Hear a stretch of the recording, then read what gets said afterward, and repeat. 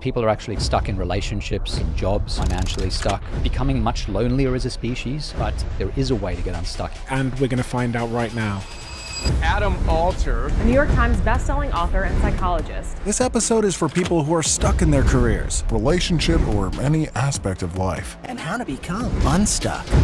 The career model for how we live our lives professionally is broken. As you specialize, you have less variety in what you do. There's a massive rise in loneliness and depression and anxiety. And part of the reason for that is we don't share our stuckness. And they also have no idea how common it is. So what is the relationship between perseverance or knowing when to quit? Research basically shows that it's a good idea to persevere beyond the point where you say, this is hard and I feel stuck. How long you should do that is another question. And the best example of this is an idea known as the creative cliff illusion. And it's this illusion where that's when the good stuff comes, if you persevere. How do you teach someone to be that kind of person? There are two things. One thing is, I remember reading about the studies where people would rather take an electric shock than to sit idly on their own. It's a brilliant study. They've tried it already, so they know it hurts. But it's so aversive to just sit with our own thoughts for even half an hour. 2/3 of them go and start playing with this machine. So what we found is that we don't pay enough attention to what will be good for us. And that's often when we get stuck. What do we need to do then? If you want to be able to get unstuck quickly, the best thing you can do is... Have you ever been stuck? Are you stuck in an area of your life right now? I think you are. And I say that because I think to some degree we all are. Some of us more than others. And that is exactly why I had to have this conversation with Adam Alter, the guy that literally wrote the book about being stuck and how to know if you are. And maybe most importantly of all, how to get unstuck. Adam is a master of what he calls the art of the breakthrough, which is really looking at why some people fail, why they get stuck, and why others don't. He's also a genius when it comes to marketing and psychology. He's the professor of marketing and psychology at one of the top schools in America. He kind of just knows why people do what they do and how to help them do something else. How do we know if the decisions we're making in our life right now, in all the areas of our life, are the right decisions or the wrong decisions? Adam has scientifically backed answers to all of these questions. He is refreshing, he is positive, and he is full of just as many important questions as he is valuable, life-changing answers. I feel so much richer for having this conversation with Adam, and I know you will too.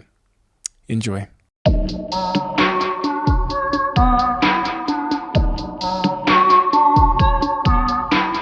Adam, from an academic standpoint, who are you? I am a professor of marketing and psychology, so I'm very interested in business, but also interested in the psychological side of it. So how do consumers behave? How do they think? What do they buy? How do they spend their time and money and other resources? I'm incredibly interested and curious about all of your books, specifically this book here, Anatomy of a Breakthrough, and also your first book, Drunk Tank Pink. Because this book helps people to get unstuck. Why did you decide to write a book called Anatomy of a Breakthrough? And, you know, writing books takes a huge amount of time and effort, and you're a man that has many things he could be doing. So why was this so important that you chose to write about it? It's something that I've been thinking about in some form or another for years. Literally, I'd say 25 years. I've been stuck a lot in my life. And so even before I became intellectually interested in the topic, it was a factor that had had a big effect on the way I was living my life. And I wanted to understand whether there was maybe a roadmap that I could present to other people that would help them get unstuck. But I think the real answer is there was some research that I was doing in, I think this would have been in about 2005. And I found this really interesting cultural difference in how people anticipate or expect change in the world. And so what we found is that people in the West, people in places like the US, Canada, the UK, Australia, New Zealand, they tend to be blindsided by change. So if you give them 5 days in a row and you show that it's been rainy for 5 days or sunny for 5 days, they anticipate that that's going to continue. And they think the same about the stock market and other variables that can shift or stay the same. But if you do that with people in East Asia, Japan, South Korea, China, when they see a pattern that's gone a particular way for a while, they think that it's about to change. And what that does is it means that they're much more nimble in the face of change, whereas in the West, people tend to be blindsided by it. And it makes us especially slow at coming to grips with the idea that the world's changed and we need to pivot in order to get unstuck. Can you give me, the most popular examples of being stuck that my listeners now could relate to? Yeah, I've been running this survey for about 5 years on people all around the world, asking them with that definition of stuckness, are you stuck in some way? And I find that people usually within about 15 seconds start typing a response, which means that stuckness is very top of mind. And their responses vary. So some of them are financially stuck. They want to be able to save, or they want to be able to earn more money. Some of them are stuck in relationships. Some are stuck in jobs. A lot of them are stuck quite narrowly in creative pursuits. Like, I'm trying to learn this piano piece. I'm trying to learn this new art technique. I'm a filmmaker and I can't come up with creative ideas. I'm a business person and I can't figure out what my next venture should be. So there's a very broad range. And I find that almost everyone, in at least one respect, with a bit of time, comes up with something. They say, I'm stuck in this way, and then they can express it. Is there a trend in who's getting stuck more often? Yeah, so I have a pet theory. I think the kind of career model for how we live our lives professionally is broken for most people. I think what happens is, as you specialize, you're supposed to get more and more narrow in what you do, and you have less variety in what you do. And that's how you get stuck, is by doing the same thing every day. And there's a huge amount of evidence for that in all sorts of different areas. Actuarial science, for me at least, very quickly put me into that little pigeonholed spot where I felt I was getting trapped and it was only going to increase. And so the thing I've done ever since is to try to create as much variety in my professional life as possible. Because then if you don't like aspect number one, but you have 9 other aspects to your job, you can go and do that for a little while. And so bouncing around, I think, is critical for getting unstuck.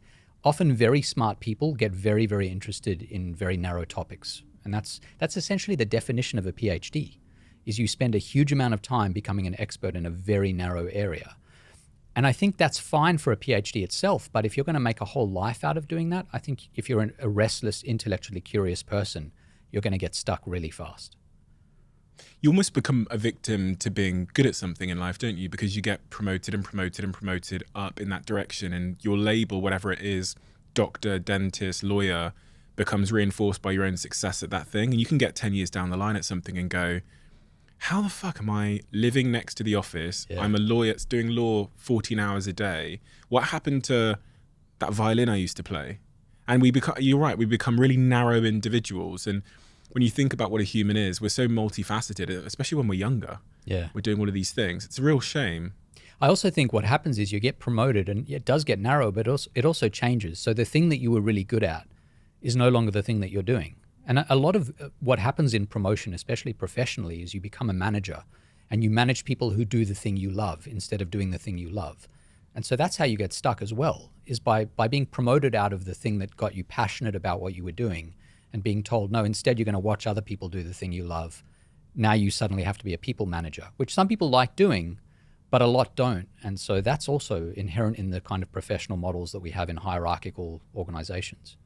This happens by, I guess in part, by being a bit unconscious about what you want. Yeah. And you just kind of take what you're given. So you take the promotion and you take this and you take the relocation to this place. And how do we prevent that happening? I think that's the job of people who write about these subjects, right? And that's kind of what I saw as the mission for this book, was to try to say, you know, if you don't want to be stuck, or if you want to be able to get unstuck quickly, there's a set of questions you can ask yourself, and let me just lay them out for you. Here they are. In fact, the last thing in the book is 100 ways to get unstuck. It's just a digestion of all these ideas. And I think those are questions that people don't often ask themselves. You're right. There's a sort of accidental way that we live our lives, and we take what's given. And if someone says, here's a promotion, you hear that word and you grab onto it and you ride it as far as you can.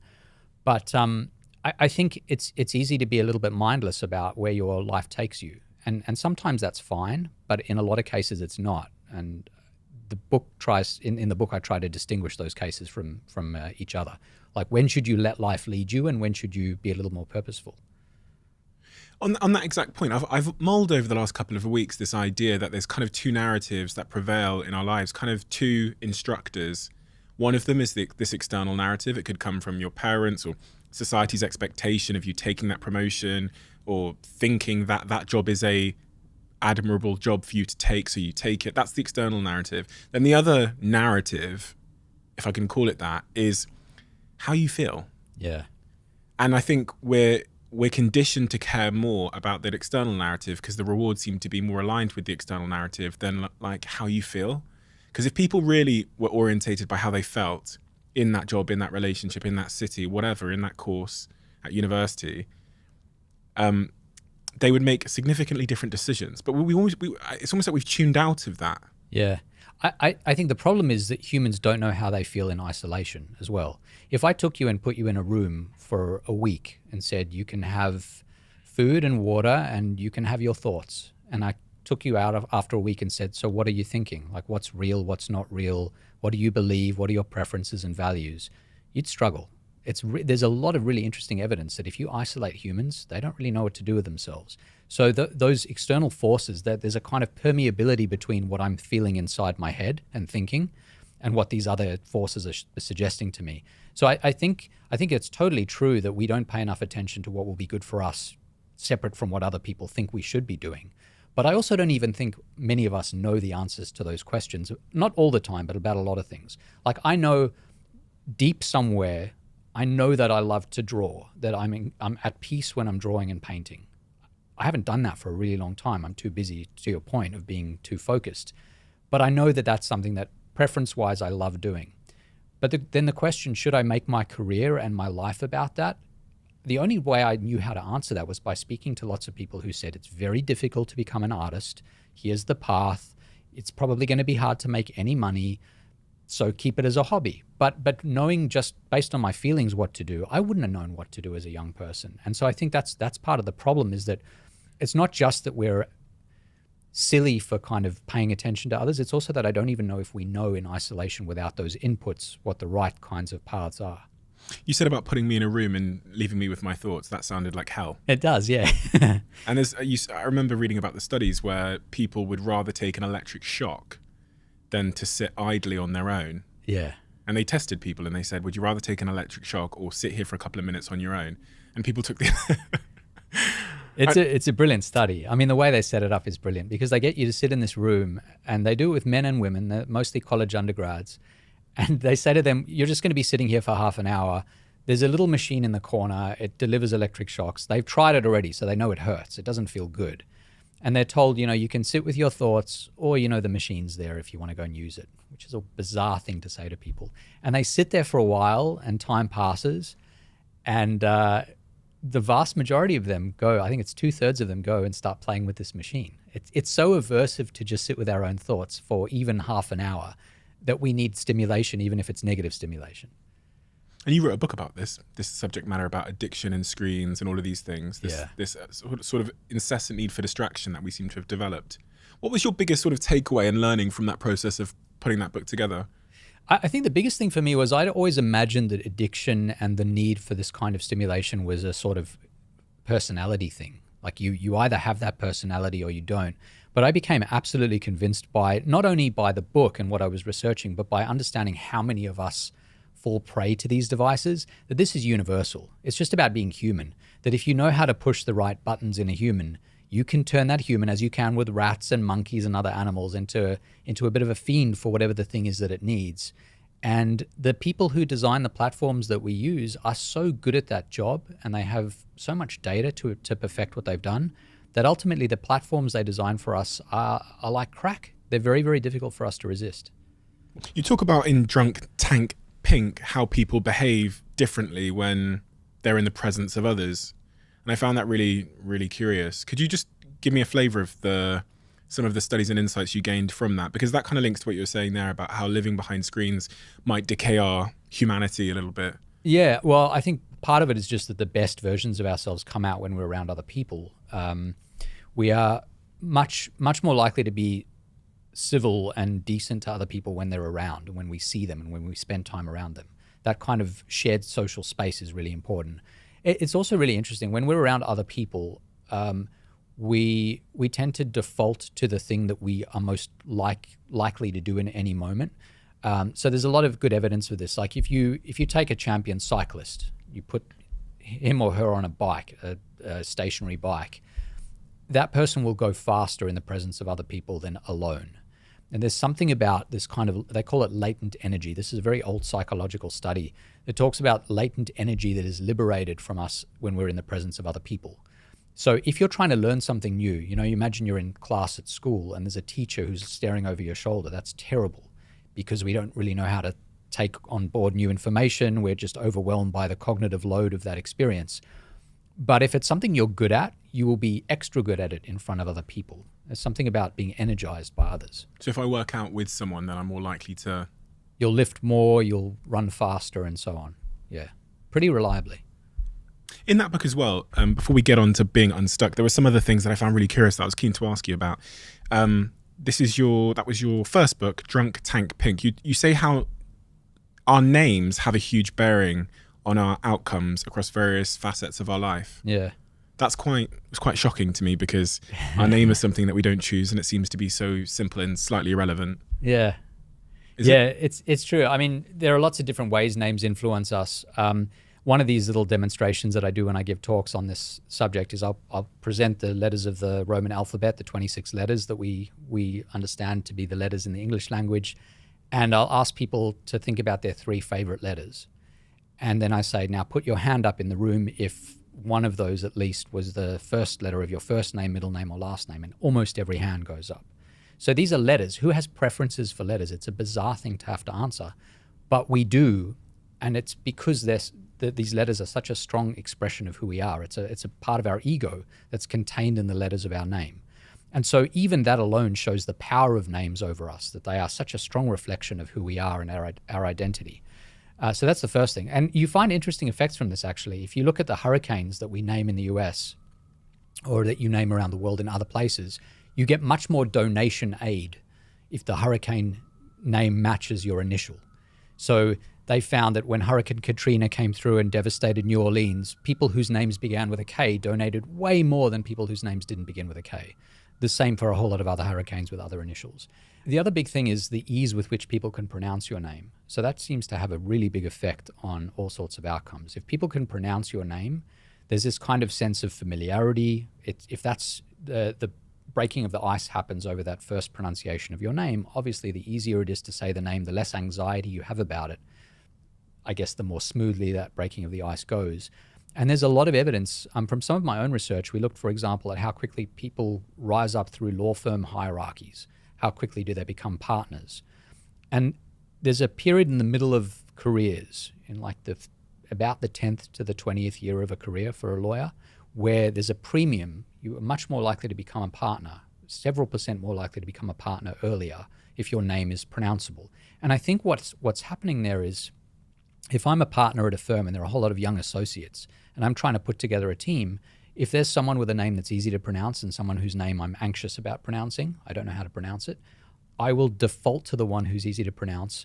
I'm not trying to be rude about it, but in that moment, it just seems easier. It's the path of least resistance. And that's how humans act much of the time.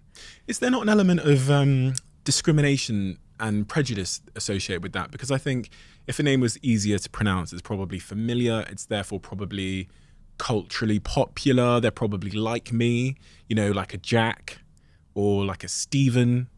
But if it's a name that I've not seen, trying to figure out causality here, it could be because they're foreign. My mother, I always think about this. My mother's from Nigeria, and she could have given me a traditional Nigerian name. Right. But she called me Stephen.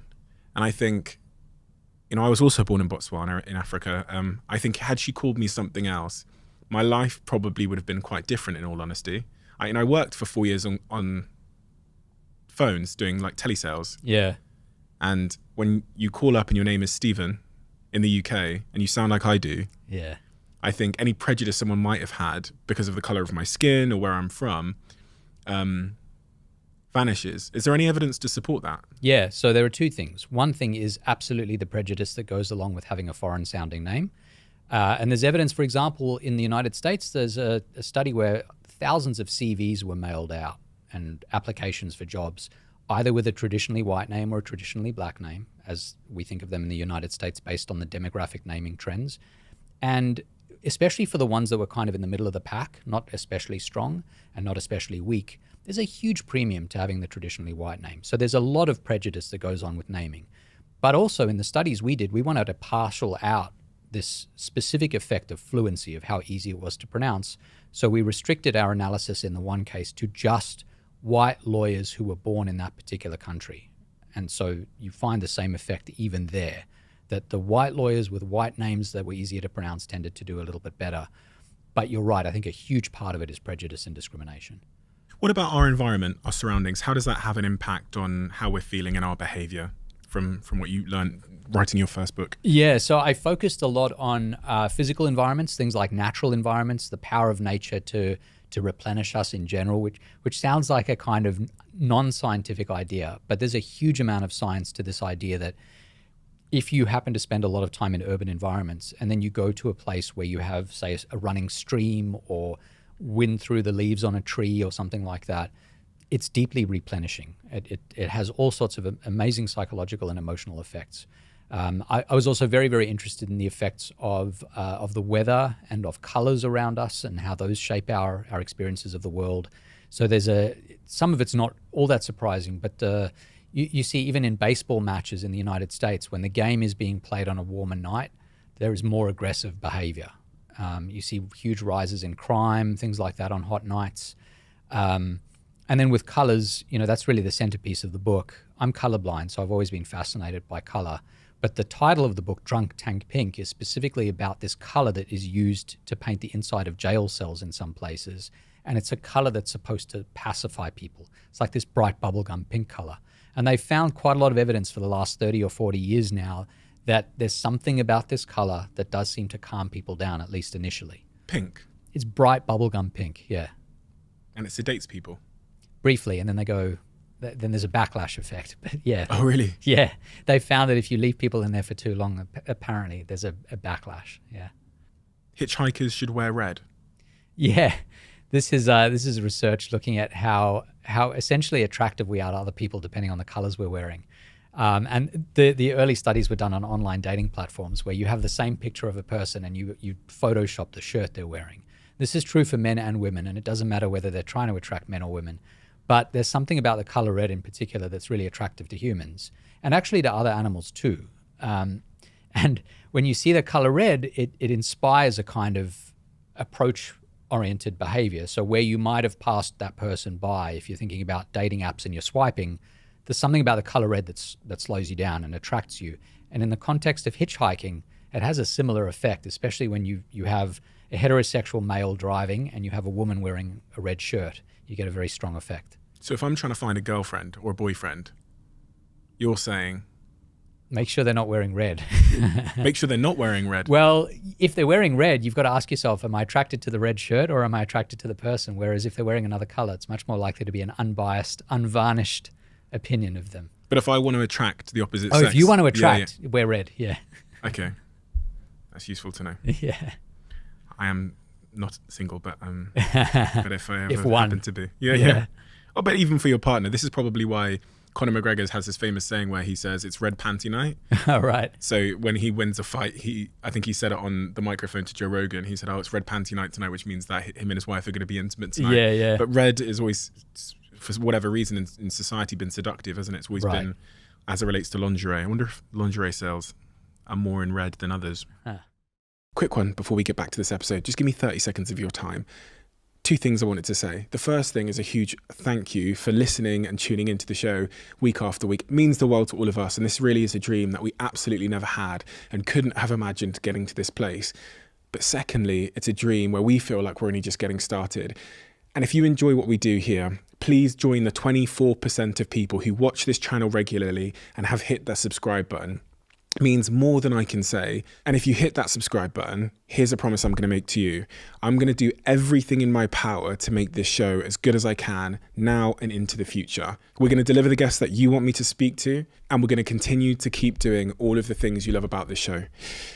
Thank you. Thank you so much. Back to the episode. So getting to the topic of being unstuck then, which is what the anatomy of a breakthrough is all about. What does it feel like when someone is stuck? So how do I know if I'm stuck? Is there an emotional sort of, sensation? Yeah, it's an interesting question. So it's subjective. You know if you're stuck, you can feel it because you could be in the same situation and not feel stuck. I'll give you a good example of this. I had a conversation with Malcolm Gladwell, who was telling me about his dad, who was a math professor. And his dad was trying to solve a math conundrum for 30 years. By external definitions, he was stuck for 30 years because he couldn't solve this math puzzle, which which is a common experience for math professors, I imagine. But he loved it. He didn't think of himself as being stuck. That for him was the process. That was why he went to work and why he kept doing what he was doing.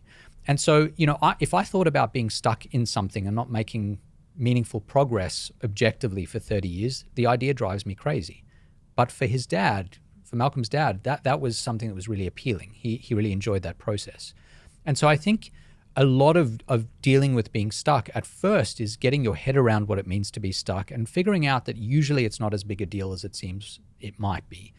And once you come to grips with the emotional part of it, you can usually bring some sort of strategies and actions to bear and to start to move yourself. I'm convinced of that, and that's why I wrote the book, because I think there is a way to get unstuck in almost every case. What is in your view, the relationship between perseverance, becoming unstuck, or knowing when to quit? Yeah, I mean, there's an amazing cottage industry on both sides of that spectrum of books that are being written that I think are excellent books that make the case for both of those ends of the spectrum. You've got Angela Duckworth's Grit, which is all about sticking through and continuing on, and I think Anatomy of a Breakthrough leans in that direction. And then you've got Annie Duke, who wrote the book Quit, which is about quitting, the fact that we've got so many options all the time, most of us. Why would you keep doing the thing you're doing if it's not working out for you? You should probably do something else. Now, they're both very sophisticated thinkers. They wouldn't say you should always persevere or always quit. But it's a great question. How do you know when you are stuck that it's time to persevere versus time to quit? And I think it's worth thinking about, the opportunity cost. So what are you leaving behind?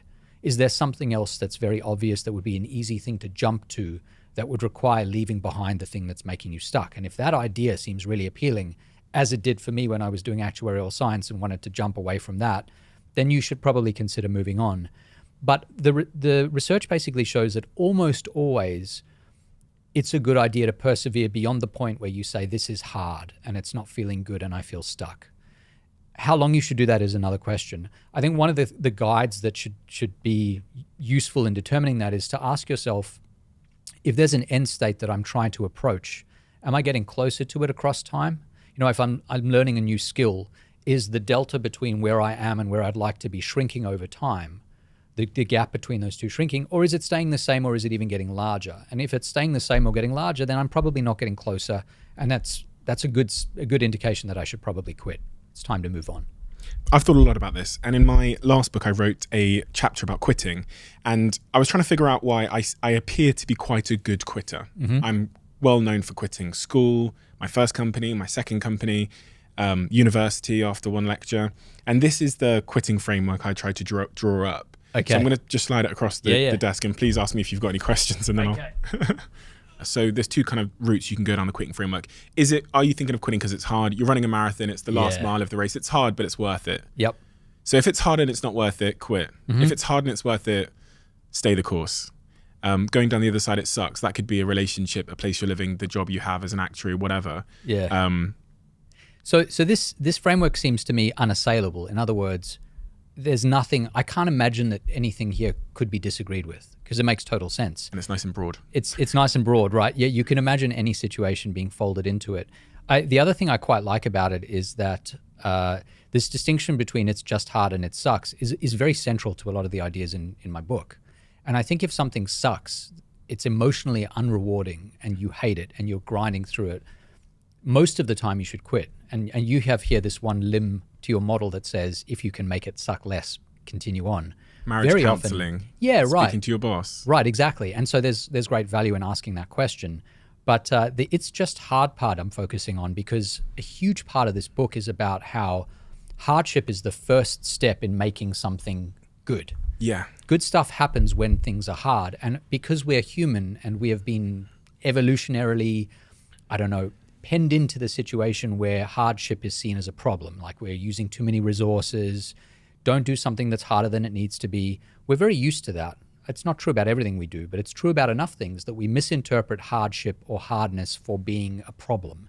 Whereas in many domains, the good stuff only happens almost every time after it gets hard. In many domains, for human growth and otherwise. In your book, you talk about how, you kind of debunk the idea that young people start the best, most culturally valuable companies. We tend to think that it's like 21-year-olds in their bedroom that are starting all the great tech companies, for example, but you show that a couple of failures seems to be correlate with success. Yeah. And there's that whole section felt like a bit of a narrative shift. Yeah. I mean, it was a big thing for me that, one of the ideas that's very prominent in my field is this availability heuristic. It's this idea that you pay a lot of attention to what's most available in the world. This is an old idea from Danny Kahneman and Amos Tversky, behavioral decision researchers. And the thing that we see a lot of is very successful young people because they're interesting. They're fascinating stories. So you're interested in them, and a lot of the biggest companies, I think, are run, especially tech companies, by quite young CEOs or people who began when they were young. And so we fixate on them, and they're available in our minds. We see documentaries about them. We read about them all the time. But they're vanishingly rare.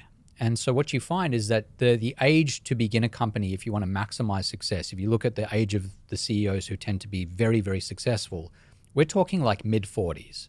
That's the sweet spot. Mid-40s, even into 50s.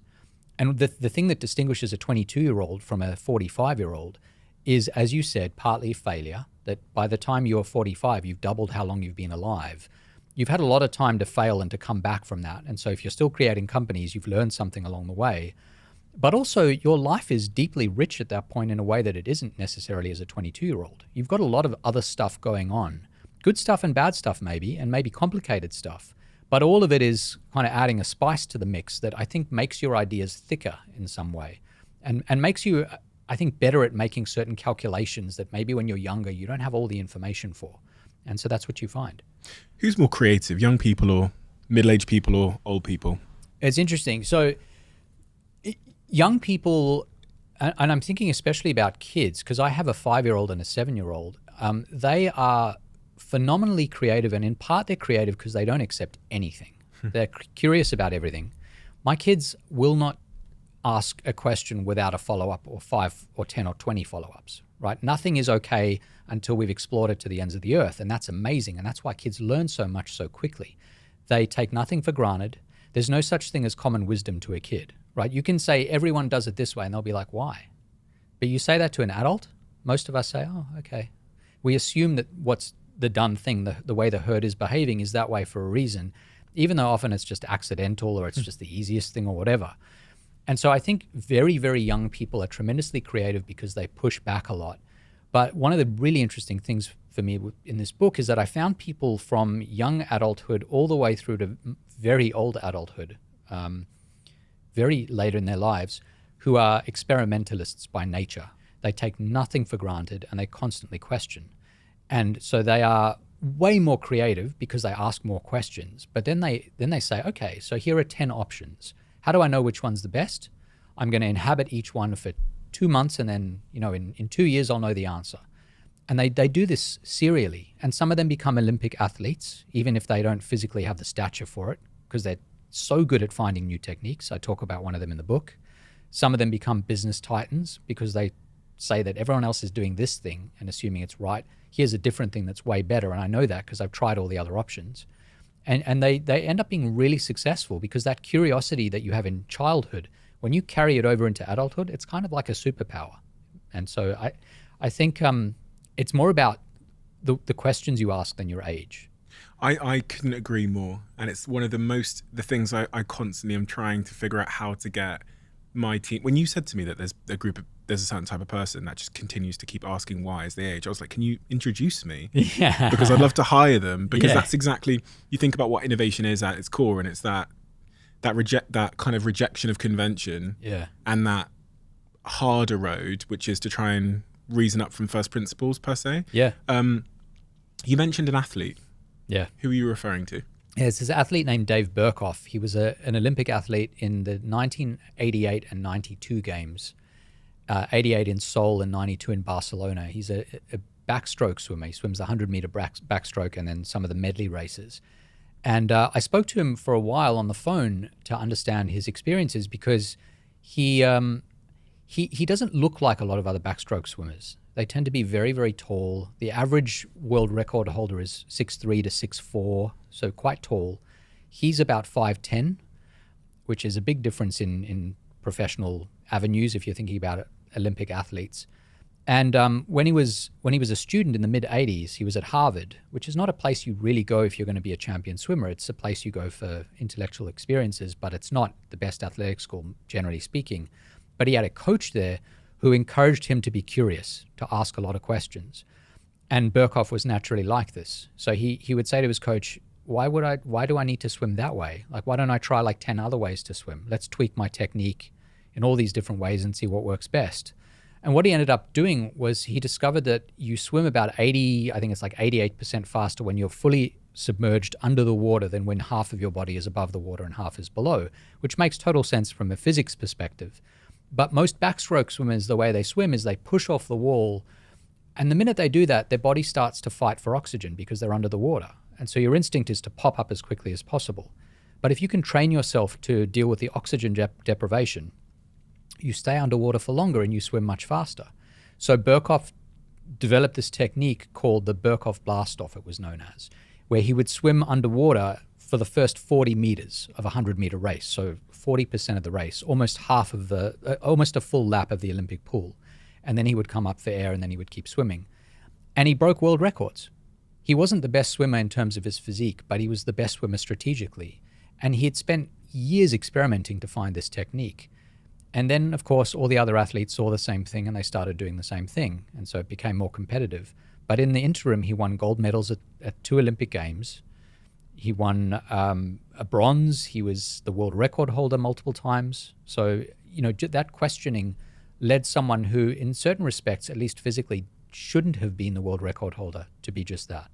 The question I ask is, how do you teach someone to be that kind of person? How do you teach someone to be more experimental and to be more curious and to ask why more? Because just from my observation, from what I've seen over the last, 10 years in business, and I think about all the teams I've had and all the people we've hired, which is more than 1,000, some people just have it. Yeah. Some people just have almost like a cognitive default towards being curious about the possibility of a better way. And then some people, regardless of how many times you ask for that behavior, or you might write it on the wall, or you might say that it's our values, they just don't naturally demonstrate that curiosity.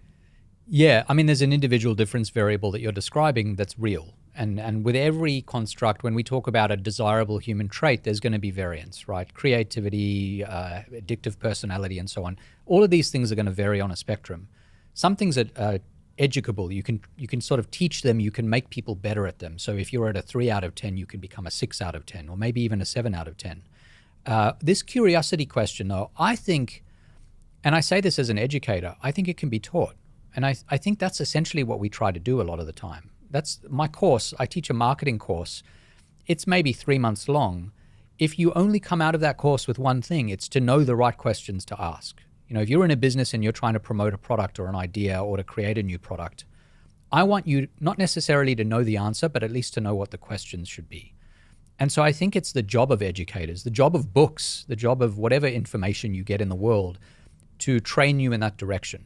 And so if I were going to say, there's one thing we should train people in a business context, if you have a new employee, it's certainly the on-the-job stuff is important, like learn the skills that are important to this specific job if there are technical skills.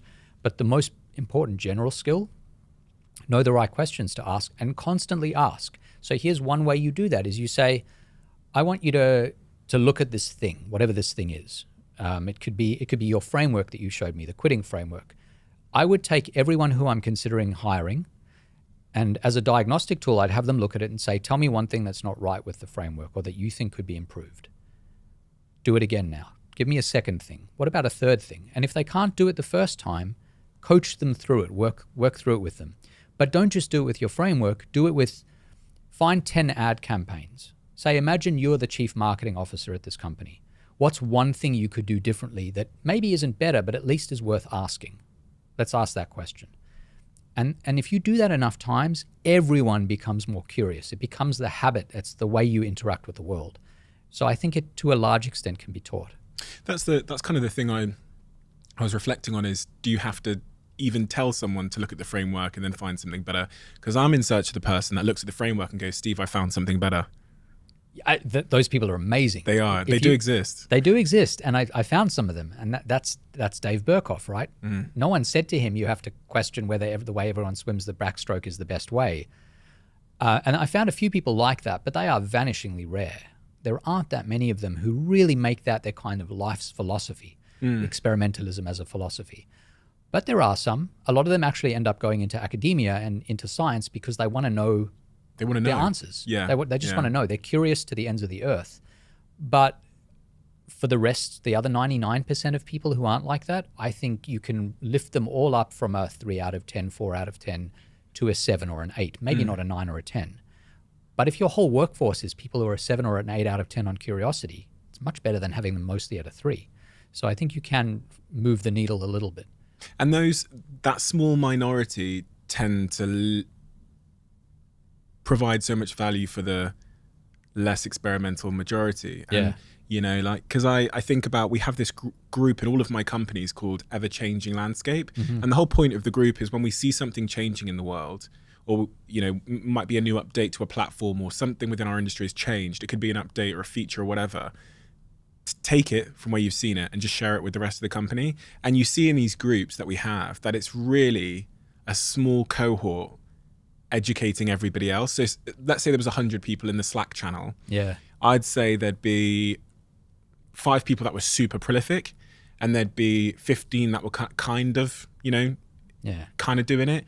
And then, then there'd be another 25% that do it sometimes. And then there's kind of a silent 50% that don't ever do it.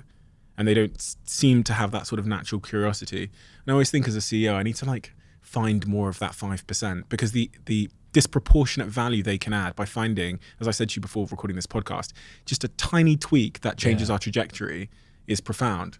Here's my advice on that. I think you're exactly right about the distribution, and we see this in a lot of cases.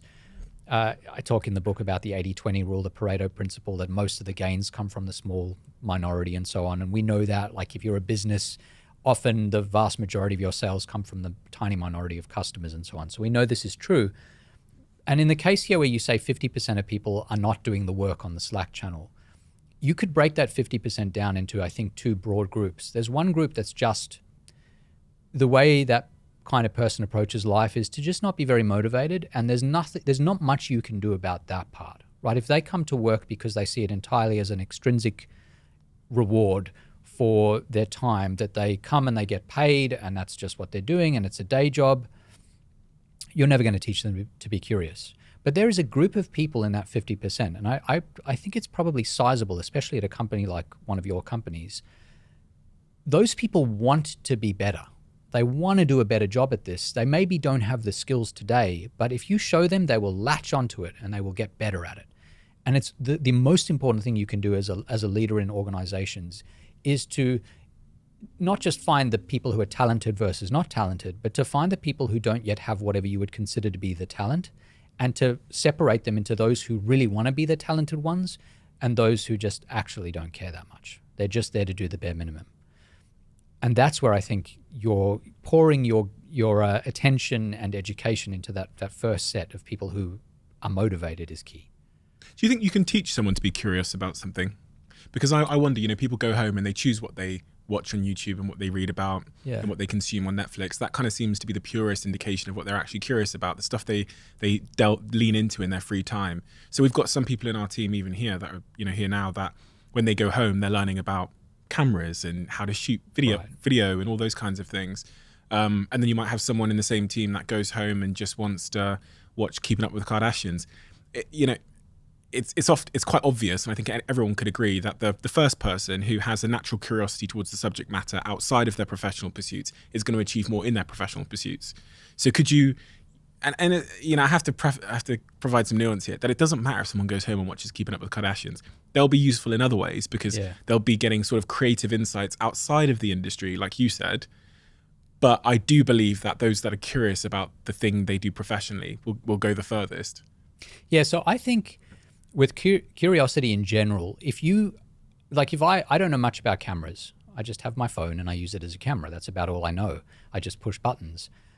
And so I'm not that curious about them. But if you give me let's say the most educated camera consumer in the world is at 100%. If you take me from 0% where I am now to 10 or 15%, I then know enough to start to develop curiosity. Part of the problem with being a novice is you don't even know what's interesting about the thing. Like if you don't drink red wine, and then you, at some point you start drinking it, you're like, oh, there are different varietals. That's interesting. Oh, even within that varietal, it turns out there's a difference between Napa and Burgundy or whatever. And as you get more knowledgeable about the subject, the nuances become interesting to you because they mean something. Like this happens with music all the time. Like if you love a kind of music, especially if it's a kind of music that most people don't listen to, you try to show someone else that music and you play your two favorite songs, they'll be like, they both sound the same. It's the most frustrating thing as someone who likes something a lot, who's really passionate. And it's true for art and movies and whatever else. Everyone's like, yeah, whatever. It's like, it's same. It's all just part of the genre.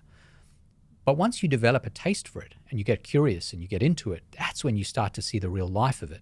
And so I think the job of someone who wants others to be curious about a topic or to develop curiosities is to make them not the 0%, to make them at the 10 or 15 or 20th percent that then prompts them to want to figure out the rest. Because you don't get there from zero.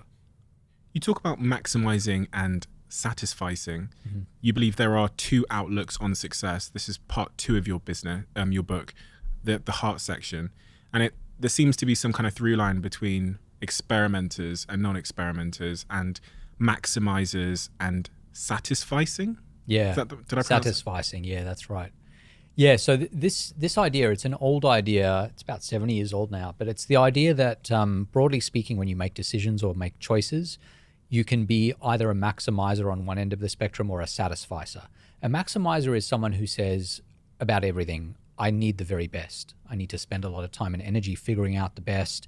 I need to produce the best. If I'm choosing what food to eat or what job to have or whatever, everything's got to be the very, very best. I'm going to maximize. I'm going to make it as good as it can possibly be. And I'm going to bring the resources required to make that happen.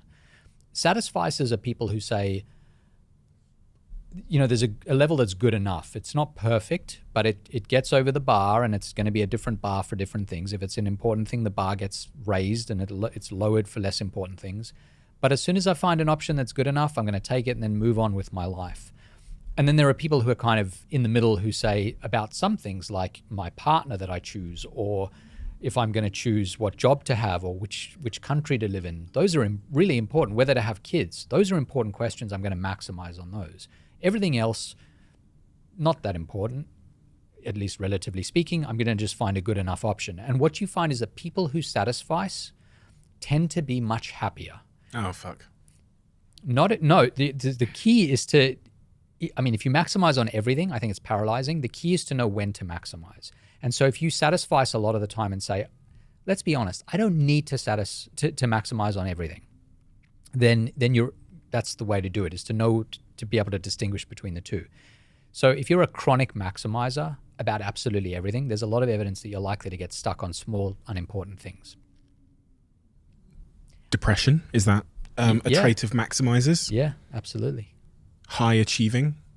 Yeah, I mean, so what ends up happening is it's the same as perfectionism. That's basically what it is. It's the choice-based version of perfectionism where you never live up to your own standards, which on the one hand produces very good things because you're always looking upward and trying to get better. On the other hand, it's paralyzing and exhausting, and to live your entire life that way in every aspect of your life is problematic. Mo Gaudat, who came on this podcast, talked about how we're happy when our expectations are met and we're unhappy when our expectations are unmet. And from what I ascertained from what you said there, maximizers have such high expectations that they're often unmet, which causes unhappiness. Is that accurate? 100%. Yeah, that's exactly right. My thesis, my PhD thesis was on expectations and on how important it is when expectations deviate from, or when reality deviates from expectations. It's almost never about the objective thing. You know, like two people could have exactly the same thing and feel totally happy. One could feel totally happy with it. The other could be devastated by it. It's all about what you're used to, what you expect, how high your standards are. So I think that's a very powerful human element in these calculations. When you were talking about experimenters, these are people that go in search of nuances and ask why. Are experimenters typically maximizers? because on the other side of the coin, satisfiers, they kind of accept it. So they might be the people that would accept convention's answer as being, yeah, I'll just do what has always been done. Yeah, I think so. I think there's some overlap, but the thing about the people that I found were experimentalists, constantly asking questions, it was rarely about trivial things. It's not like they went and said, I'm going to go to the supermarket today and get a chocolate and I want to experiment. I want to eat every chocolate in the supermarket over the next year so that I know for the future which one's the best. They don't do that. They say, hey, I'm a swimmer. I want to be an Olympian. How do I get to be an Olympian? I'm going to maximize the hell out of that. And so it's about finding something that's really important to you where it's worth being an experimentalist. But it would be paralyzing to do that with every aspect of your life. I think it certainly wouldn't work for me. Life crises. We were talking about age a second ago, and I've got two friends. I've got one friend that's 29 and another friend that's 39, and they're going through what appears to be on the surface a crisis. Yeah. And when I read your book about how you call it the 9-ending crisis, yeah, it all made sense. What is that? Yeah. So this is some research with a colleague of mine, Hal Hirschfield, who's also a very good friend at UCLA. And when he was at NYU at the time, we were sitting in his office, and I said to him, I ran a marathon when I was 29. I've never run another one, but I ran one at 29. And I remember thinking, I have to show myself as I approach 30 that there's meaning to my life and purpose. I need a big goal. I need to train for something. And I thought that was a really interesting human instinct. Like, it was a very productive one. I ran a marathon, which was not a bad thing. But we were talking about it, and he said to me, it seems like maybe at these ages where there's a 9 at the end of your age and you're looking down the specter of a new decade, that it pushes you to kind of audit your life. You ask yourself, is my life meaningful? Is it what I want it to be? Are there gaps that I need to fill? Is there something I need to do? And so we started to find these big data sets that had some evidence where we could see what ages people were at and looking at their decisions. And we found all sorts of really interesting behaviors when people were 29, 39, 49, 59. You get this big rise in marathon running, so I wasn't the only one. There's an overrepresentation of marathon runners, especially first-time marathon runners who have a 9 at the end of their age. If you were already a marathon runner, you run your fastest marathons in general when you have a 9 at the end of your age. There's also some stuff that's not so good. So you see a massive rise in infidelity. So we found evidence that there's an overrepresentation of people at those ages who are seeking out extramarital affairs. You even see a rise in suicide. So that doesn't mean everyone who's got a 9 end at a 9 ending age is at risk of that, but it shows in general that we sort of hunt for meaning. And so the midlife crisis idea that maybe when you approach 40, there's going to be a big crisis there, that may be true, but we also found this kind of cyclical decade. Every decade you get this sort of miniature 9 ending crisis. I was in the best shape I've ever been in my life when I was 29. That was the year. That was the year I got closest to having all 8 abs. 30, has it been great? Not as great. So I was wondering, as you said that, if what happens when the year after, if 29 is often some of our most productive achievements or affairs, does that mean 30, 40, 50 is when we chill a little bit? It varies a little. It's funny. So what you see is it's sort of like a wave, and the peak of the wave is at 9, but there are some people who it only dawns on them when they actually hit the 0 ending age. Some people it starts at the 8 ending age. It's really when you get to like 34, 35, 36, 44, 45, 46, right in the middle of the decade, when you see the trough for all of these kinds of behaviors. We're sort of most in our lives and doing our thing and not really questioning as much, which, we found that fascinating, that just the accident that we happen to count using a base 10 system means that every 10 years we zoom back and audit our lives in this way.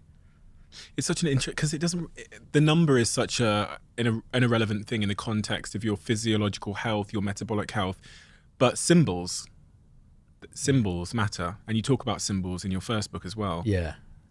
And we don't appreciate how much symbols sway our life in fundamental ways, do we? Yeah. No, that's right. That's true. And I think, even these numbers are symbolic. They have symbolic meaning for us.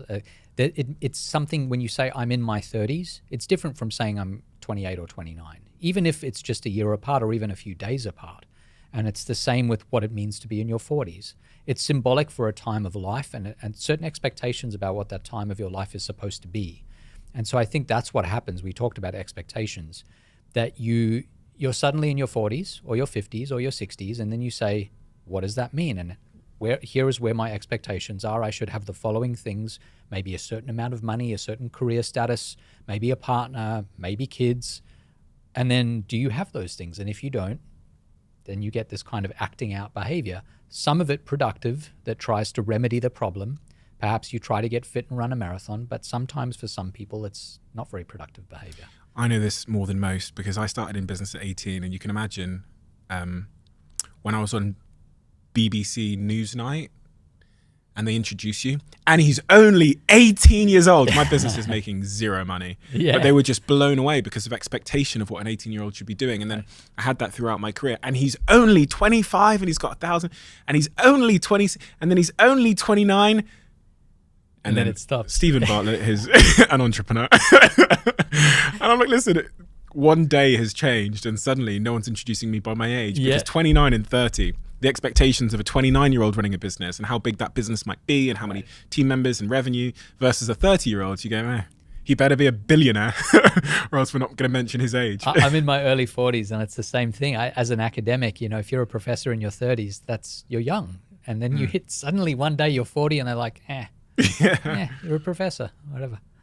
When you wrote about symbols in your first book, what were some of the most sort of surprising things in terms of how powerful and inspirational they are to us without us even knowing? Well, as a marketing professor, I'm very, very interested in how symbols play a role in branding and in conveying ideas really succinctly. I think that the simplest way to convey an idea is with an image, and the images that are the most powerful are often in symbolic form. A lot of them are very negative images that we get from symbols. They're associated with ideals that we don't like, for example. Something like a swastika it's a terrible symbol the way it's used, or it has been used for the last almost 100 years now. But the amount of meaning that's conveyed in those symbols is tremendous. And so there's a sort of terrible power to symbols. They can shape behavior in all sorts of ways. One of the studies I did looked at people who were religious versus not religious, and then showed them a religious symbol and then asked them to do a behavior that was either going to be done honestly or dishonestly. We were essentially measuring whether they were going to behave honestly. And for those religious people, seeing that symbol kind of clicked something for them, and they became much more honest. So in general, they might have had an honesty level of 50%, but you show them that symbol even subtly in the environment around them, and suddenly they become much more honest. So these things are constantly swimming around us and gently nudging our behavior in different directions. It almost reminded me a little bit of the thing you wrote about in that book, about how when people are shown a picture of eyeballs at like a free snack bar where they can take what they want, they're much more honest about their decisions. Because eyes, again, in a way, are a symbol. Yeah. They're a symbol of the tribe, maybe. Yeah, of being watched, of feeling like you're being watched. There's some really interesting evidence from this, looking at using eyeballs to get people to behave better. So if you have an image of a pair of eyes looking at you, just disembodied, just the eyes, you don't see any of the rest of the face, you find that people behave much more honestly. They're much less likely to steal something. You see shoplifting rates go down. The best use of it, though, I think, is if you say you're a chocoholic, you love chocolate, but you don't want to be eating it, but you also want to have a little bit around every now and again. One thing you can do is you can have a little cupboard in your kitchen where the inside of the cupboard you put a mirror. And that's where the chocolate lives. So you open it up, and every time you reach for the chocolate, you have to stare into your own soul. And so the eyeballs, whether they're yours or somebody else's, just having to look at yourself, not just metaphorically, but literally as you do something, it brings out your better angels. And there's a lot of evidence for that in various psychological studies. One of the things that stands in the way of acceptance is this question, which a lot of people ask when they get stuck, which is, or when they have a life quake, which is, why me? Yeah. Why did this happen to me? Yeah. And that relinquishes our sense of personal responsibility. It makes us a victim to the situation, which we might objectively be a victim, however you want to define it, to a situation. But it doesn't seem to be conducive with getting out of it. No, it doesn't. And the interesting thing is if you go to people who are at the end of their lives, they're on their deathbeds and they know that the end is near, and you say to them, did you ever have a why me situation? Did something happen in your life at any point where you had cause, whether you did or not, you had cause to say, why me? This felt unfair. 100% of them will say yes. That's another case where we feel isolated in those moments. We're like, why me? The implication of that is it's me, but not someone else. Their turn will come. We will all have these moments that are really hard to deal with. Some of us have had them already. Some of us will have more of them in the future, but they are universal. And so the best thing you can do, I think, in those moments is to just kind of recognize that it's okay to be sad and pissed off and to struggle with them. But also there's some comfort in knowing that actually this is just what it is to be human. Everyone has these moments. You're not unique in responding that way, and you're not unique in experiencing that situation in the first place. It's privileged as well, as you write about in your book. It's a privileged response to have that you don't see across other cultures as readily. Yeah, it's privileged. And it also, I think, reflects the sense of agency we've got from becoming essentially masters of our worlds in ways that were not true for most of human history. We, as science and medicine goes, we're living longer, we are generally a stronger species, we can do a lot of incredible things, we can move spacecraft to other planets. It's ridiculous the number of things we can do. And so as a result of that, we kind of assume that that's the kind of control we should have over every aspect of our lives. If we can do big things that are amazing, why can't we do small things that are amazing? And that's not the way the world works. And we mistake that general sense of human control over the world, especially as we move away from religion and become more secular. We develop that sense of privilege. And I think cultures that don't have that to the same extent, or that still hew to religion more strongly, you have much more of a recognition that, hey, to some extent, I'm kind of at the mercy of whether it's the gods or however you want to describe it. And that makes you more open to the idea that you don't have control. Is that less westernized cultures, so cultures with less money? Yes. That's why the privilege aspect comes into it, because I think the West, where we are more... It's expectations again, isn't it? It comes back to almost everything. Yeah, it's a huge, huge part of the human experience. We all need to lower our expectations. Or have realistic ones. Yeah. Yeah. There's going to be so many people that are listening that realize that, they objectively realize that life comes in seasons. But the difficulty comes is when one of those seasons ends, and we kind of resist it ending. And a lot of people, I think, will feel stuck when a season or a chapter of life, one of those life quakes, I guess the start of a life quake, I guess, is when one of those seasons ends. Knowing from a intellectual, from a strategy standpoint, how to deal with it in that moment, because when a season of life ends, there's so much uncertainty and fear, and you can't always see the season to come. And that's where a lot of those feelings come from. You talked about acceptance being a key path forward. But is there anything else? I really want to make sure we've completed that. Is there anything else that we can do to be better at transitioning from one season of life to the other? Yeah, I love this philosophy from the rock musician Jeff Tweedy, the frontman of the band Wilco, who's also a writer. He writes, he does music, he's a Renaissance man. He talks about that feeling of being stuck, and sometimes it's in transitions, but also it's when you're chronically being forced to come up with new ideas if you're a creative. And I think this applies to transitions to new periods as well. He talks about this idea that, for decades he has had to wake up and his bread and butter is to come up with creative songs and to write good passages that will then become part of a book. That is asking a lot of people. But what he does is he recognizes that above all else, action is going to move him forward. When you feel stuck, action, even if it's slightly sideways, it may not be exactly where you want to go, but the mere fact that you're acting gives you feedback that you're not stuck, that you're moving in the right direction. And so he talks about, at least temporarily, lowering your expectations to the ground. And so he talks about pouring out the bad ideas. If he's writing a song, he'll say, what's the worst musical phrase I could write right now? Or what's the worst line for this book? Let me come up with 3 of the worst lines ever. And that's easy to do because you have no expectations. It's not maximizing or satisfying. It's just like the bare minimum.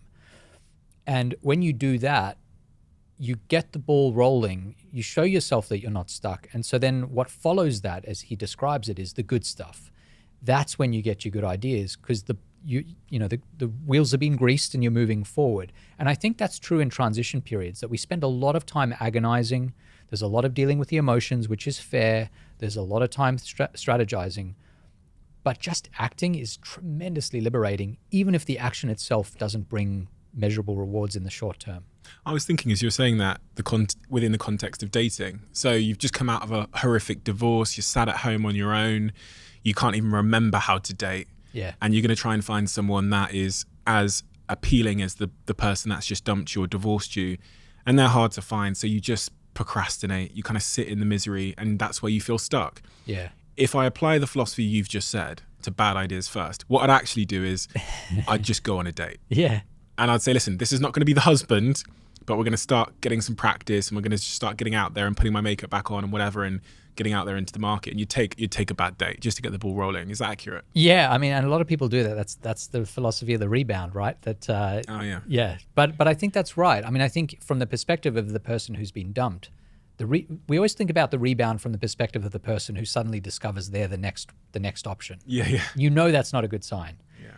But if you are the person who's trying to get back out there, I think that's a really great thing to do. And it doesn't have to be a romantic date. It's just like, go do something. You know, you'll wallow for a little bit, which is fine. But the best thing you can do is to, as I said, move sideways. Moving forwards might be going on more dates to try and find the next person. It's not time for that yet.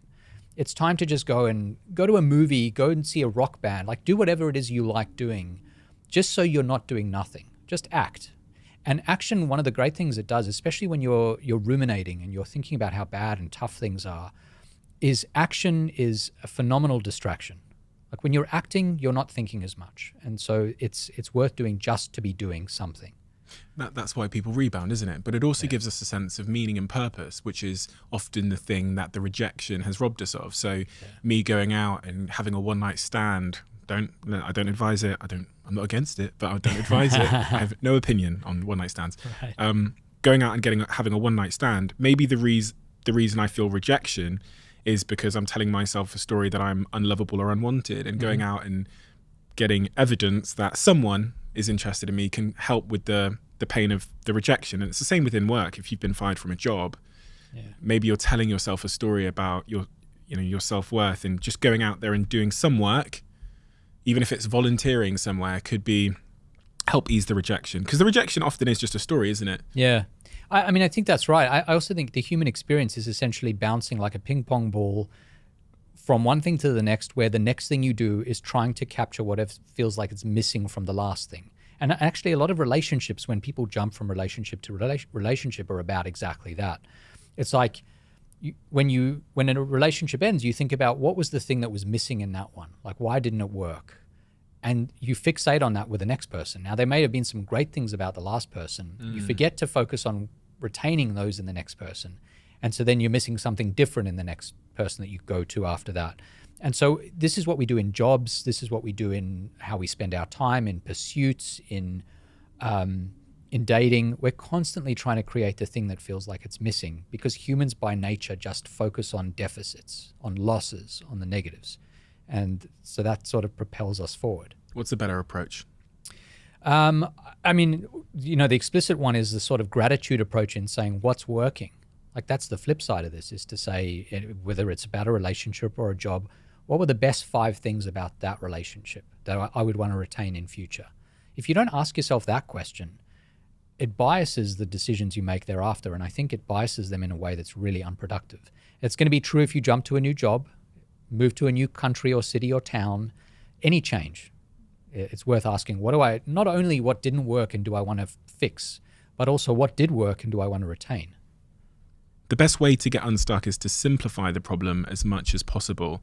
That way you can identify what the sticking points are. I call this simplifying of the complex a friction audit. Mm-hmm. What did you mean by that? Yeah, so over the years, I've met people who need much less time to make sense of complicated situations, knowing what's not important. It's good to know what's important, but I think a lot of us can do that. What's really hard is being able to say, subtract that, subtract that, subtract that. This is the thing. This is the nugget, the kernel. This is what I should be focusing on. And so that's the idea of kind of the importance of subtracting. And there's a great book called Subtract by Leidy Klotz that's on this exact topic. The friction audit itself is a sort of philosophical version of that idea, where in business in particular, I do a lot of business consulting that works on this friction audit process. And I spent a long time with companies that ask the question, how do we sweeten the deal? How do we make the product better, more attractive? How do we stand above the crowd? And I started to realize that the return on investment to doing that is often minimal, and it's expensive to do that, and it's really hard to do that in a competitive marketplace where everyone's doing the same thing. But where you get your massive return is not by focusing on making the carrot more attractive. It's by removing the stick that stops people from doing what you'd like them to do. Maybe it's interacting with a customer service rep, maybe it's buying, maybe it's making a particular choice, maybe it's understanding information, whatever it is. If you weed those out, you sand them down, so there's no longer friction there, you see tremendous rises in conversion, often for almost no cost. It's just a matter of asking that particular frame of question and going through that friction audit process. And that friction audit process, I guess it starts with that question, which is like, what's getting in the way? Yeah. You can ask yourself that. You can ask your team that question. Yeah. We probably don't ask our teams that question enough, just generally in business, which is because we're always thinking about things we can add, maybe something we can buy, equipment we could buy, someone we could hire. Yeah, I mean, when I think about this, certainly for teams it works really well. I also think for individual lives, everyone, if you ask them, this is really liberating. I like to do this sometimes. What are the 3 things in your life right now that cause you the most friction? It could be interactions with a certain person. It could be commuting if you're traveling a lot. Everyone's got a different answer to the question. But imagine that those 3 things you could just eradicate from your life right now. How much better would your life be? And people often say, like 100% better. My life would be double as good as it is now. And so the next thing is to say, well, that's a massive return on investment. If you can't eradicate them, that's fine, but at least sand them down, minimize them, shrink them to the extent possible. That's where you should devote your resources. It's a really, really powerful intervention for individual lives, but I think also, as you said, in the workplace as well. Such a good habit to have, asking that question frequently, not just to yourself, but also just to the people you work with. Yes. Because you get such surprising answers when you ask these questions. Also to your partner or to your friend, your close friends, there's nothing better than being asked that question. If someone asks you that, the degree of caring, if they actually seem like they want to be able to help, that will melt any barriers between you and another person. If you genuinely say, what are the 3 things right now that feel like they're the hardest, most unpleasant things, and how can I help you fix them, is a tremendously uplifting, connecting experience. It made me reflect as you were saying that on that. Is it the 61 rule in aviation? Yeah. Have you heard that? Yeah, I think I know what you mean. Where if you're 1 degree off for every X amount of miles you travel, you'll miss the airport by 60 miles or something like that. Yes. So just 1 degree in deviation from the path, which could be anything that's causing friction in your relationship, at work, in whatever you're doing, means that you'll miss the airport by 60 miles for every 100 miles you travel or something like that. Yeah. And it kind of shows how one small unaddressed friction point in your life could make you miss the target in such a significant way. And by checking in, by doing the friction audit frequently, hopefully we can make sure we stay on course in our lives. I think about that a lot with my relationship, because quite honestly, if I'm away on business or I'm just getting caught up in my life and I don't do a bit of a friction audit in our relationship, you get a couple of weeks in and I look over at her in the kitchen and something's wrong. Yeah.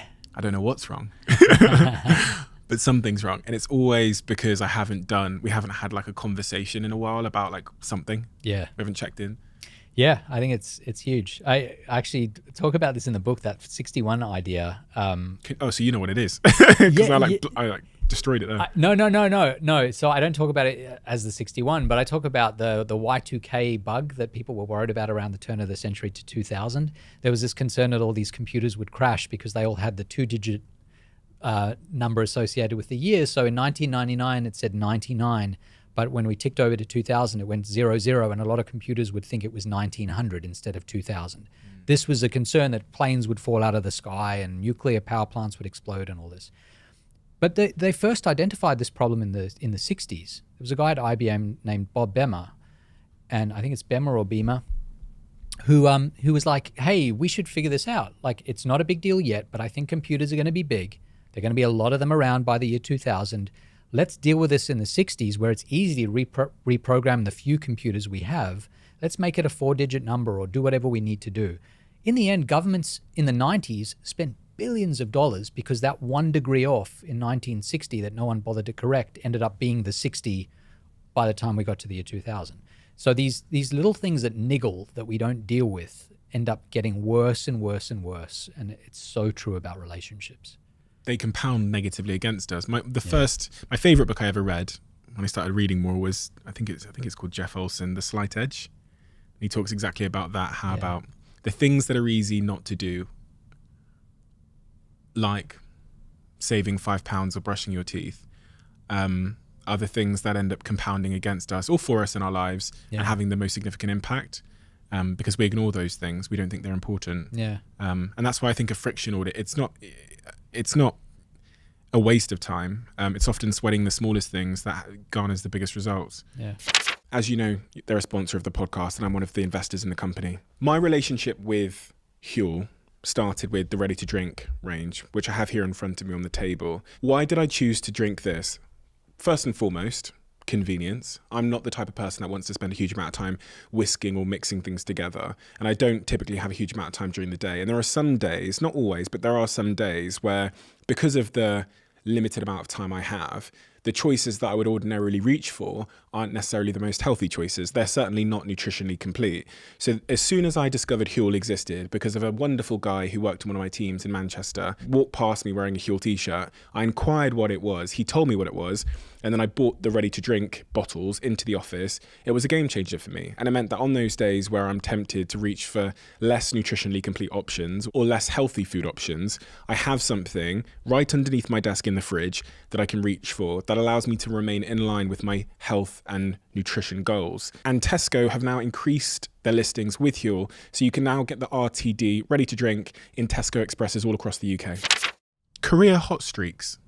Yeah, I love this research. These researchers who are asking this question, is there something, if we look at the course of thousands of careers in different areas, creatives, business people and so on, scientists, can you predict when we're going to have the best periods in our careers? That's basically what they were asking. And they call this a hot streak. You know, like if you're an academic and you publish your 5 most high impact papers, or if you're a filmmaker and you have 5 films that are seen as your canon, when is that going to happen? Can we predict that? Is there a way to manufacture that if I'm a filmmaker or a scientist?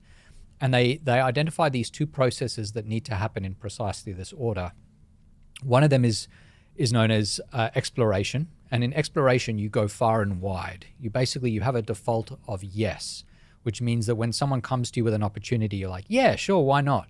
I give a talk to freshmen at NYU, and they should, as freshmen, that time in your life, you should be an explorer.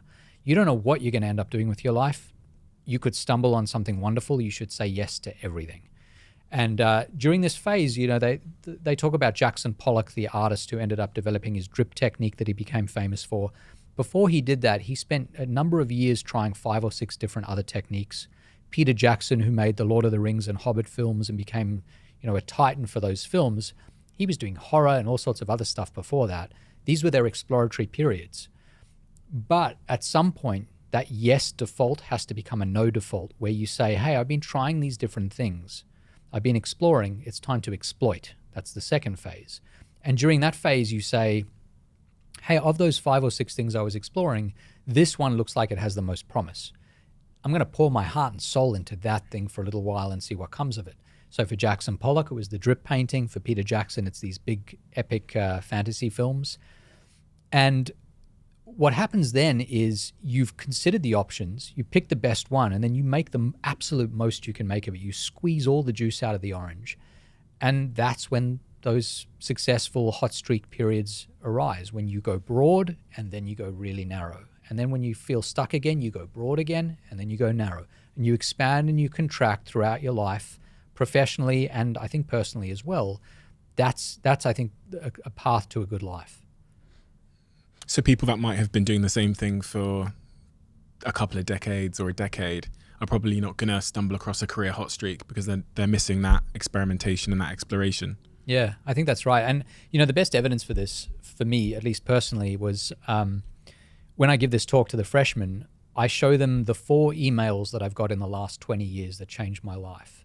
And my instinct, I actually show them, I redact some of the information, but I show them the images of these emails that arrived in my inbox.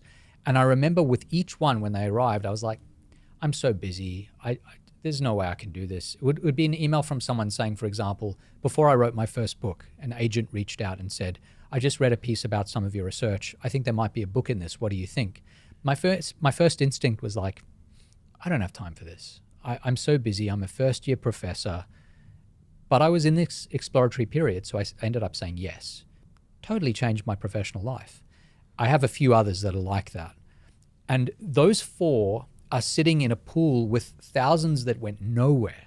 But if you don't have that yes default for a certain period of time, you're never going to find those 4 gold nuggets in that otherwise kind of silty mess.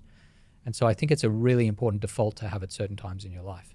We talked before we started recording about some of the subject matter you love talking about, and creativity was one of them. Yeah. When we think about creativity, a lot of people think about the process of coming up with a new idea.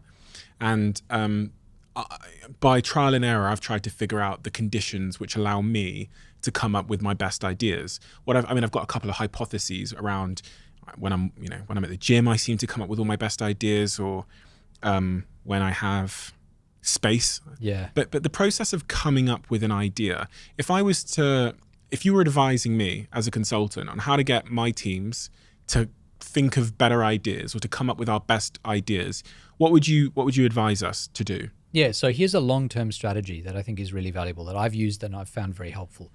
I have several documents that are about 20 years old. One of them is called research ideas. One is called book ideas. One is called teaching ideas. And every time I see anything that's even remotely interesting to me that's related to one of those, I put it in one of those documents, depending on what it is. Like for teaching ideas, it'll be a great ad campaign that I want to share with my students. If you do that for 20 years, that document gets really, really long. And so my documents now, some of them are, I think, like 40 or 50 pages long, just line after line of links and ideas and short descriptions of things that I've come across that are useful. If I go back to that, it does 2 things. One thing is it shows me over time what I'm interested in, because sometimes it's hard in the moment to say, I don't know, what am I generally interested in? But I have a 20-year record of what I'm interested in. The other thing it does is it allows you to do what I think of as the single best reproducible process for coming up with creative ideas, which is called recombination. So we have this illusion that the best ideas are radically original, that they stand on their own. They're different from anything that came before. They are paradigm shifts. Everything changes. But even when you look at those ideas that seem that way, you interrogate them and you trace them back far enough, they are almost always a combination of old ideas, or a recombination. So the best example of this that I came across, and I talk about this in the book, is when you ask musicians who is the most original musician of the 20th century, one of the most common responses is Bob Dylan. But if you look deeply, Dylan certainly had a lot of elements that seemed like they were different from what other people were doing. But he himself has said, oh yeah, I was borrowing from this tradition and that tradition and the folk tradition and this artist and that artist. And then when you look at the DNA of his music, there's so much evidence for what came before. It's true in business ideas as well. One of the things I ask my students to do is come up with a radically original idea in business that you've seen. Tell me about a company that's doing something radically original. And then they'll come up with something, and then I'll say, all right, tell me what is similar to that came before it. And they can always come up with something. So is it radically original, or was it just a new combination of elements that existed before? And I think that if you have this long document, randomly pick idea 3 and idea 12 and see if you can combine them, and there you might have a business or an idea that's useful and creative. We could also do that collectively, I guess, as a team and as a company. We could create an internal ideas document which everyone can kind of contribute to, in terms of, if we're thinking, ways to make this podcast or one of my businesses more successful, just dumping in ideas that we're kind of on the someday shelf. Yeah. When we revisit that document in the future, we can go, okay, so we were trying to find a way to get listeners to share the podcast more. and oh, someone found a tool over here that does something else for this part of the business. Maybe we could combine these two things and use that to share the podcast more. Here's a tweak to that. I think that's a great idea, but if you make it a collective document, people are going to feel like the ideas have to be a certain level of goodness to share them. Okay. So start alone. Everyone has their own document, and then you combine it at some point. Ah, nice. That's much better for, in general, that idea of brainstorming as the first step. Great if you do it on your own. You never want to start by thinking in a group. You always want to start alone. Yeah. People converge, they're scared. Yeah. All of those things. Do you do much of that? Do you do much of sort of corporate consulting? Yeah. Quite a lot. What typically tends to be the symptoms or the challenge that corporations are typically stuck with? Yeah, so, I mean, not all the consulting I do is about being stuck specifically, but that's often a way of framing why you would get a consultant in, right? There's something you want to change and you want to fix it.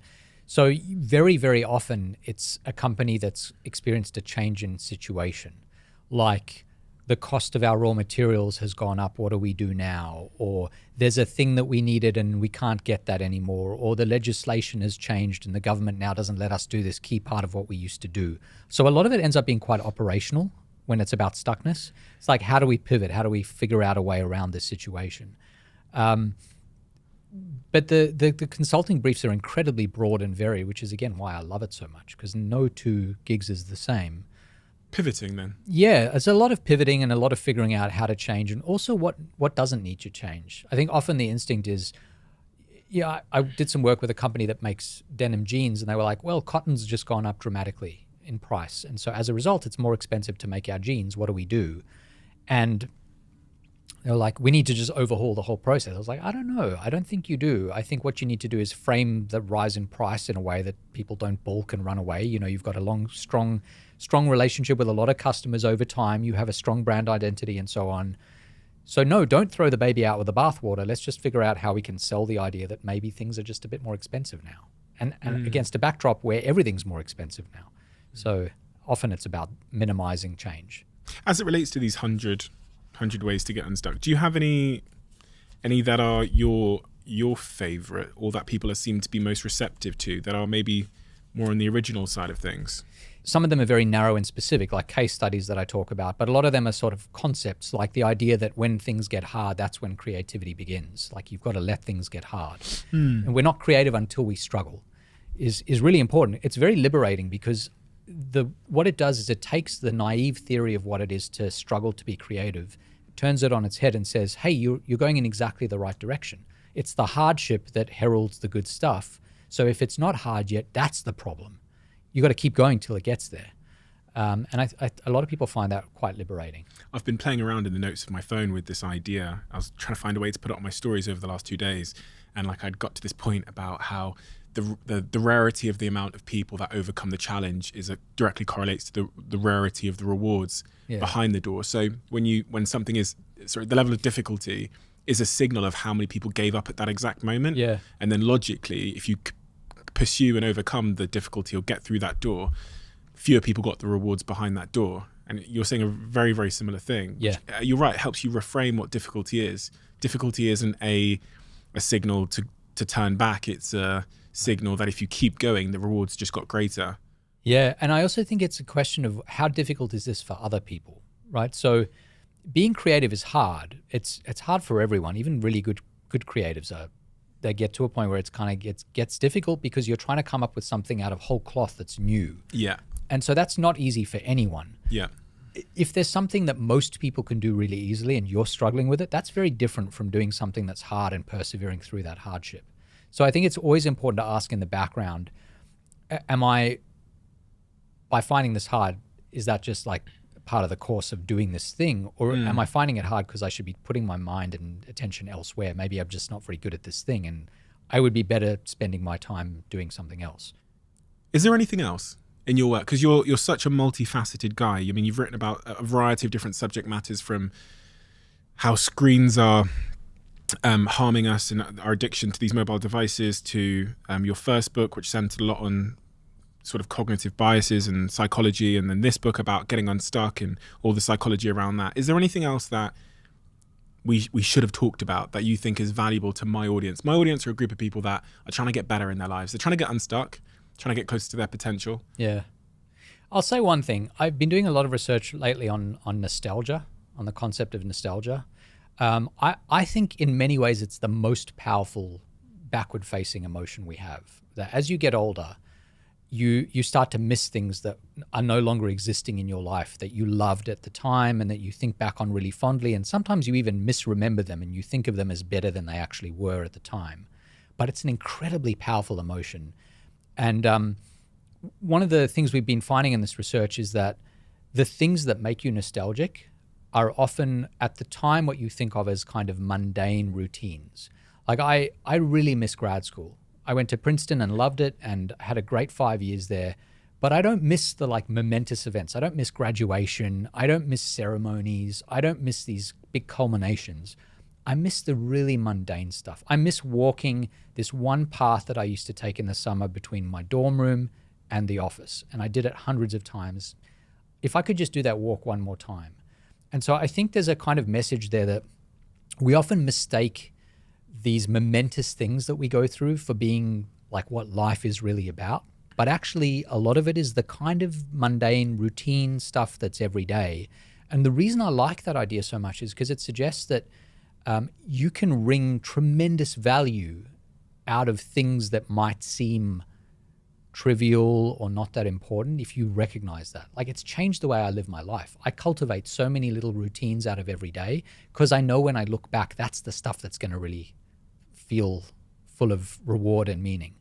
I think we try too hard sometimes to make everything bigger and better and more kind of emotionally explosive. And so that's, I've always found that, at least since discovering that, it's been a really powerful idea for me. I think about that.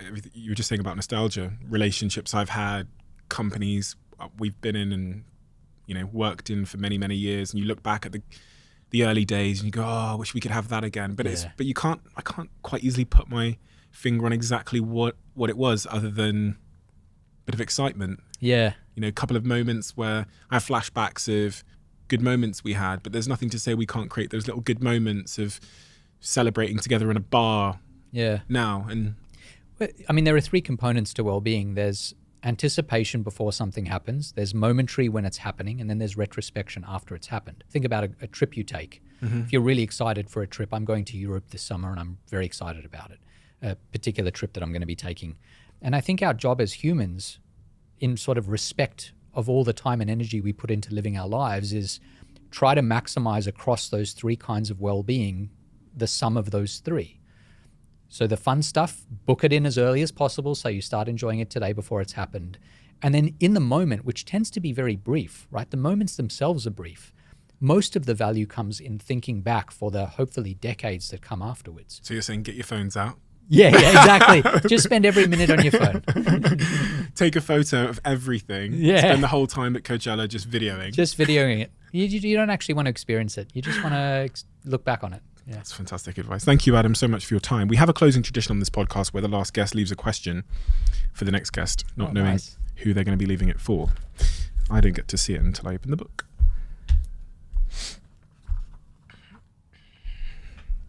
The question that's been left for you is, what is one belief or behavior that has positively impacted your life in the past 12 months? So I've spent a lot of time over the last few years critiquing tech.